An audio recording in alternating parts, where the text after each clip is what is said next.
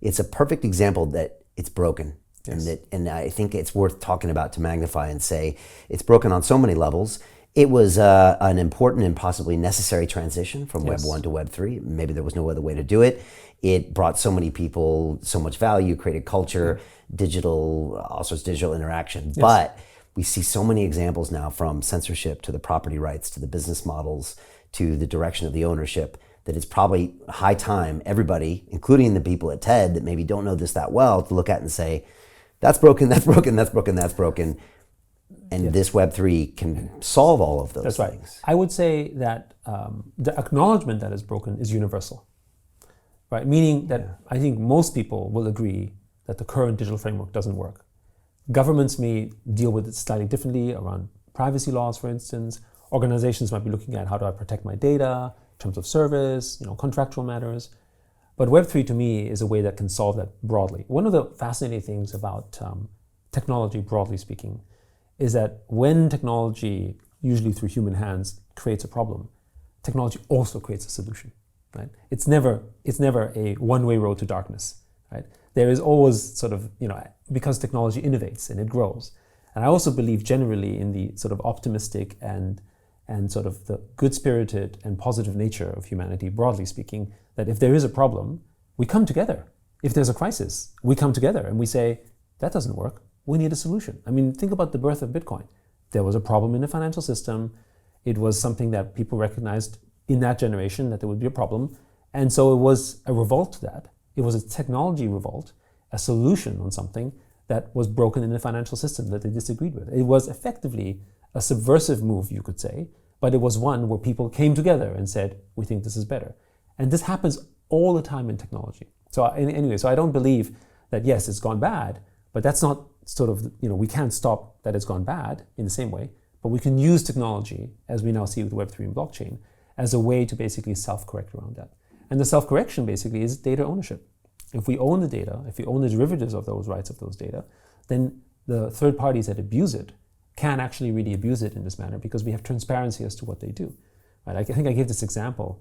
If Facebook actually declared how much value it generates from you, then there'll be intermediaries that come in and say, well, Brian, your channel on Facebook or on YouTube, for instance, is making us millions of dollars.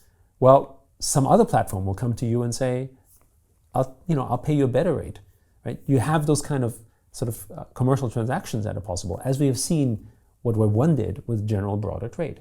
And that basically, that trade of that data commodity has always been locked until today. And I think this is the fact that people don't see, because they don't see data as a commodity. They don't understand. It's like bits and sort of bytes flowing around in sort of this ethereal manner that they can interpret. But I would say the same is about oil. I mean, you see oil on the street, you can't interpret that, right? I mean, you understand intellectually what it can produce now from energy and plastics and whatever else, but you don't actually understand how it works. You don't need to. You just need to know that if I have oil in my backyard, that has value. And we need to think exactly the same way about our data. So Jim Rickards has just recorded a video that's not available to anyone in the public, and he's going to be talking about how this upcoming recession is going to be fast, it's going to be bloody, it's going to be nasty. But at the same time, he's going to show you how you can position yourself to profit from all of this chaos. Now, we've made this video only available to our viewers. Go to londonreal.tv/Jim. Watch that immediately.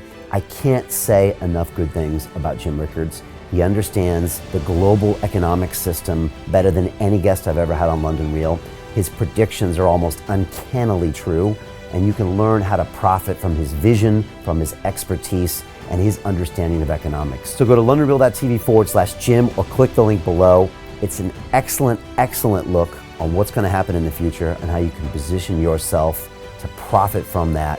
Jim is one of the best in the business, one of my favorite guests on London Real, and he's very, very good at predicting the future and showing us all to profit from it.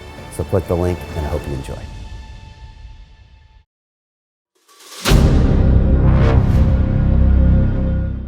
I'm looking for partners, collaborators, colleagues who want to join forces with me around the globe and create real value, generational wealth, and financial freedom for everyone else around the world. get involved in the cryptocurrency markets, get involved in the NFT markets. This is your moment. Life all comes down to a few moments. Don't let this pass. Now it's not too late. Next year's gonna be too late. Ultimately, this is about freedom. That's the way I see it. This is about giving power back to the people and enabling billions of people worldwide to use the financial markets to improve their lives and those of their friends and their families and their communities. Honestly, I think it's a violation of human rights not to allow people basic access to financial services. Because right now people are being kept in the dark, they're being robbed of education, and it's a travesty. And so I'm looking for people that want to join me and be a part of this solution. And that all happens inside the DeFi Academy. The gains my students are making are absolutely amazing. Double, triple digit gains in the first month alone. That's amazing. This will change your life. Now is the time to get involved. I'm gonna tell you exactly how my students in my academy made money in the last 30 days. I'm talking about real trading results. And let me just whet your appetite a little bit. Let me hit you with some numbers. I'm talking Brendan from New Zealand is up 68.77% on the month. Steve from Europe up 83%. Albert in Singapore up 169.9% on one single trade. I got Susan up 153% on her call options alone, also rocking 139% returns and 442% returns as well on individual trades. These are people that are changing their financial future in the last 30 days, but it's based on trading discipline. I've graduated over 500 students from inside my academy from over 54 countries around the world. It's amazing. When it comes to crypto, DeFi, and blockchain, we love this space. We truly believe it's the future. This is down to our core. It's authentic to what we're doing, and everybody can tell through the camera because you can't make this stuff up. If you're watching me now, wherever you are, I implore you, take 60 seconds right now and join my academy. Apply today. Now you've got a chance. Life all comes down to a few moments. What are you gonna do? What's the choice that you're going to make?